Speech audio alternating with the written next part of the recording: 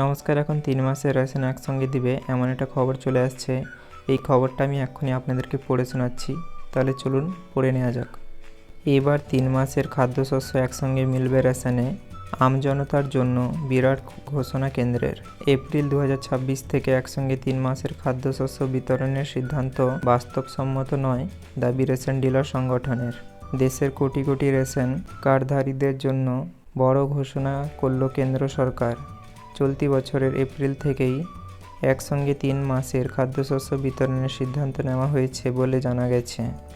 যদিও এই সিদ্ধান্ত বাস্তবসম্মত নয় বলে দাবি করে আপত্তি জানিয়ে কেন্দ্রীয় মন্ত্রীকে চিঠি দিয়েছে all India fair price shop dealers federation.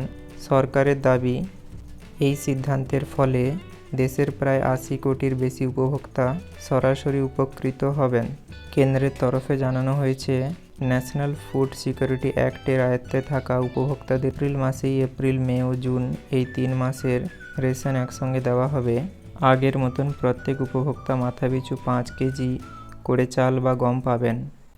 নতুন ফসল সংগ্রহের আগে গুদামে থাকা খাদ্যশস্য দ্রুত বিতরণের উদ্দেশ্যেই এই সিদ্ধান্ত নেওয়া হয়েছে।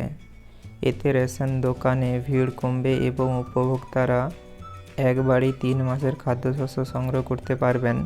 বিশেষ করে গ্রামীণ ও নিম্ন আয়ের মানুষের জন্য এটি বড় স্বস্তি বলে দাবি করছে কেন্দ্র।